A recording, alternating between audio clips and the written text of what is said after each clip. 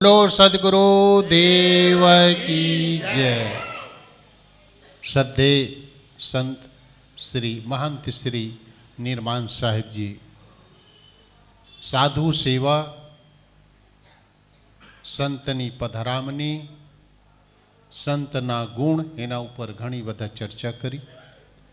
घणा बधा संतो महंतो छे, बधा ज आमंत्रित छे, बधा ज विद्वान पुरुषो छे।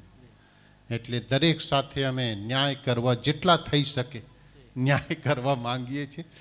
अमारा बच्चे विराजमान छे। हवे थोड़ू बेनो तरफ जईए। अमारा बच्चे विराजमान छे। धरमपुरी कबीर पारख आश्रम छे, त्यां बेनोना ज आश्रम छे। त्याना सर्वे सर्वा स्थापक साध्वी विजया साहेबे विराजमान छे।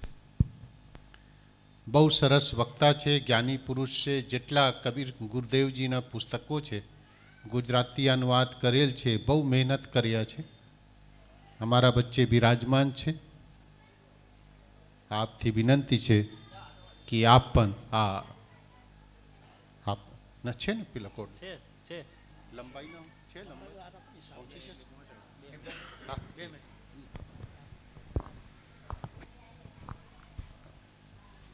एटले 15 मिनट माटे आ विजया साहेब ने विनंती करूँ छूँ कि पोताना विचारों थी आपने लाभ आपशो।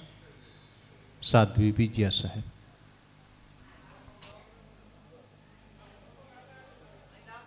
देव की जय।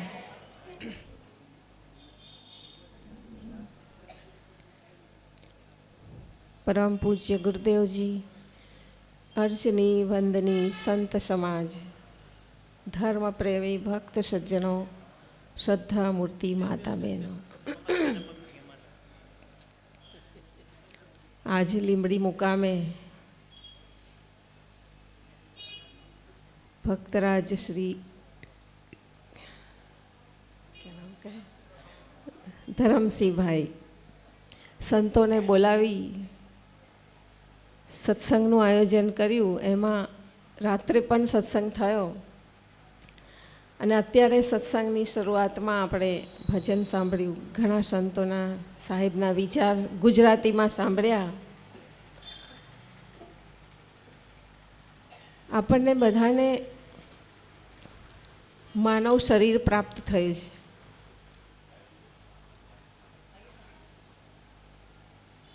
જ્યારે જીવના પુણ્યકર્મ ઉદય થાય ત્યારે આ 84ના ચક્કરમાં એને માનવ શરીર પ્રાપ્ત થાય। બહુ સૌભાગ્યથી આપણને માનવ શરીર પ્રાપ્ત થયું છે। અને આમ સંસારમાં જોઈએ તો ઘણાને માનવ જન્મ મળ્યો છે, હે ને। આપણી વસ્તી ભારતની 125 કરોડ, પણ એમાંય સૌભાગ્યશાળી કોણ કહેવાય?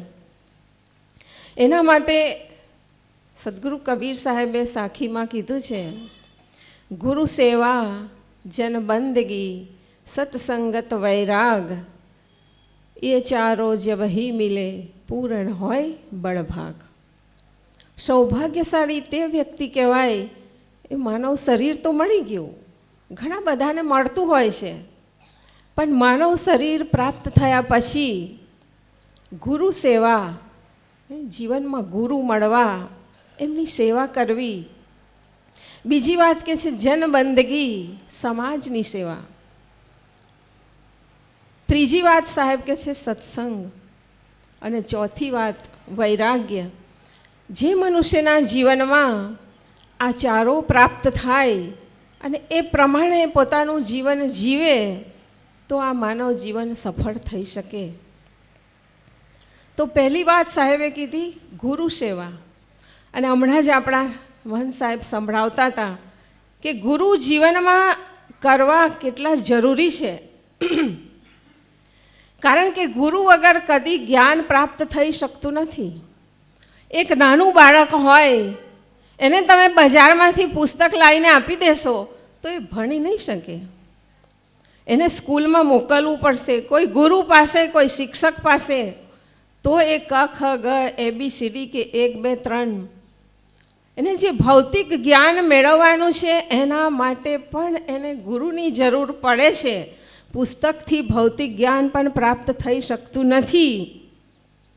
તો આધ્યાત્મિક જ્ઞાન, હું કોણ છું, જીવન શું છે, બંધન શું છે, સ્વર્ગ નરક શું છે, બંધન કઈ રીતે છૂટે, આ જીવનું કલ્યાણ કઈ રીતે થાય, એવા સૂક્ષ્મ વિષયો જાણવા માટે ગુરુ વગર ક્યારેય જ્ઞાન થઈ શકે નહીં.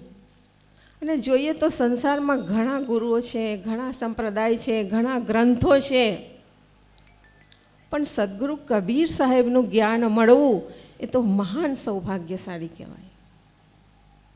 કારણ કે સંસારમાં એવા એવા ગુરુ ફરતા હોય છે, જાકા ગુરુ આંધળા ચેલા કાહ કરાય, અંધે અંધા પેલિયા દો ખૂબ પરાય. હમણાં સાહેબે કીધું ને, એવા ગુરુ મળે તો પણ આપણું કલ્યાણ થઈ શકે નહીં. સાહેબે કીધું છે, ગલી ગલી ગુરવા ઘૂમે, ચેલા મંતર લે લો, તરફ તરાવો હમ નહીં જાણે, ધોતી પૈસા દે દો. તો એવા ગુરુ તો ઘણા છે, જેને પોતાને આત્મજ્ઞાન નથી, સ્વરૂપનો બોધ નથી, જેનું જીવન પવિત્ર નથી. જો એવા ગુરુ આપણને મળશે તો આપણું કલ્યાણ નહીં કરી શકે. પણ આપણે સૌભાગ્યશાળી કે સદગુરુ કબીર સાહેબ ના વિચારોને અનુસરીને એવું જીવન જીવનાર જે આત્મજ્ઞાની મહાપુરુષ છે એવા સંત ગુરુજન મળ્યા છે. તો એવા ગુરુની સેવા, તન મન ધન જે આપણી પાસે છે એનાથી આપણે સેવા કરવી જોઈએ. સેવા કરવામાં પણ વિવેક જોઈએ. એક ગામમાં એક વિરક્ત મહાત્મા આવેલા. આવો ઠંડીનો દિવસ અને સાંજના સમયે પધાર્યા. તો જે ભક્ત હતા એમને થોડું ગરમ હુંફાળું પાણી લઈ અને પગ પસાર્યા, પગ ધોયા, ચરણામૃત લીધું, એમના માટે ગરમ પાણી મૂક્યું, નાહવા માટેની વ્યવસ્થા કરી. પછી ઠંડી ખૂબ હતી એટલે પેલું પીવે ને ઉકાળો, આદુ મરી એવું બધું નાખીને ઉકાળો બનાવ્યો અને પીવડાવ્યો, ભોજન કરાવ્યું. એક ગામડાનો વ્યક્તિ ત્યાં આવેલો, એને જોયું કે ગુરુની આવી રીતે સેવા થવી જોઈએ. પછી થોડા સમય પછી એ ભાઈના ઘરે ગુરુ એમના આવ્યા, ત્યારે ઉનાળાનો સમય. પણ પેલા ભાઈએ જોયું તું પોતાના મિત્રને ત્યાં કે ગુરુની આવી સેવા થાય, ગરમ પાણી ઉકાળો, પછી ઓઢવા માટે ગરમ આપવાનું, તાપણું કર્યું. એટલે ઉનાળાનો દિવસ પણ આ ભાઈએ નકલ કરી, વિવેક હતો નહીં. ઉનાળાના દિવસમાં ગુરુ આવ્યા, ગરમ ગરમ પાણીથી પગ ધોયા, નાહવા માટે પાણી આપ્યું, તાપણું કર્યું. તો ઉનાળામાં આની જરૂર પડે, પણ વિવેક ન હોવાના કારણે એ સાચા અર્થમાં ગુરુની સેવા કરી શક્યા નહીં. તો આપણે વિવેક જાગૃત કરવો પડે. આપણી પાસે ધન છે તો ધનથી સેવા કરીએ, આપણી પાસે શરીર છે એનાથી સેવા કરીએ. તો સેવાના ઘણા માધ્યમો છે. તો ગુરુ સેવા. પછી એ સત્સંગમાં બેઠા અને કોઈ આવા વૈરાગવાન ગુરુ સત્સંગમાં સમજાવતા, હું કોણ છું, જીવન શું છે, અને કીધું કે તમને જ્યાં સુધી સંતોષ ના થાય, કે સાચું જ્ઞાન પ્રાપ્ત ના થાય, ત્યાં સુધી તમે બીજા ગુરુ કરી શકો. પણ ઘણા લોકો માનતા હોય કે એકવાર ગુરુ કરી લીધા પછી બીજા ગુરુ ના કરી શકાય, પણ એવું નથી હોતું. એક ગામમાં એક આવી રીતે સંત આવ્યા, સત્સંગ કરતા હતા. એણે પછી સત્સંગ પછી પેલા એમના શિષ્ય આસન પર જઈ અને પૂછ્યું કે મારા જીવનમાં ઘણા બધા પ્રશ્નો છે, એનું મારે સમાધાન થતું નથી, હું તમારી પાસે પ્રશ્ન પૂછું. પછી પૂછવા માંડ્યા કે આ જીવ બંધનમાં છે એ કઈ રીતે છૂટી શકે. મેં તમને ગુરુ કર્યા, પણ મારું સમાધાન હજુ સચોટ જે થવું જોઈએ એ થતું નથી. ઘણા બધા પ્રશ્નો પૂછ્યા, બંધનના પ્રકાર, કર્મનું બંધન, હું કોણ છું, જીવન શું છે. પણ જે ગુરુ મહારાજ હતા એમને પોતાને જ સ્વરૂપનો બોધ હતો નહીં. એટલે કહે છે કે ભાઈ તું મંત્રમાં વિશ્વાસ રાખ, ગુરુમાં વિશ્વાસ રાખ, શાસ્ત્રમાં વિશ્વાસ રાખ, તારું કલ્યાણ થઈ જશે. પણ પેલા વ્યક્તિને સંતોષ હતો નહીં. તો તો વારંવાર પ્રશ્નો પૂછે એટલે ગુરુ મહારાજ ગુસ્સે થઈ ગયા કે તને મારા ગુરુમાં વિશ્વાસ નથી, મંત્રમાં વિશ્વાસ નથી, શાસ્ત્રમાં વિશ્વાસ નથી. જે શાસ્ત્રોમાં છે એ તો હું બતાવું છું. કારણ કે પોતાને સાચો બોધ હતો નહીં. એટલે ગુસ્સે થઈને કહે છે સંશય આત્મા વિનશ્યતિ, સંશય કરનાર આત્માનો વિનાશ થાય છે.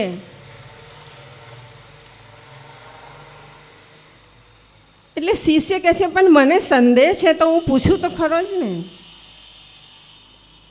પછી એ પોતે પણ જાણકાર હતો એટલે એ પણ કહે છે કે ભલે તમે કહો છો કે શાસ્ત્રનું વાક્ય સંશય આત્મા વિનશ્યતિ, સંશય કરનાર આત્માનો વિનાશ થાય છે, પણ શાસ્ત્રમાં જ લખેલું છે કે જો ગુરુ શિષ્યના જ્ઞાન, શિષ્યનું ધન હરણ કરે પણ એને સાચું જ્ઞાન ના આપે તો એ ઘોર નરકમાં જઈ શકે. જો શિષ્ય ધન હરહી શોક ન હરહી, સો ગુરુ ઘોર નરક મેં પરહી.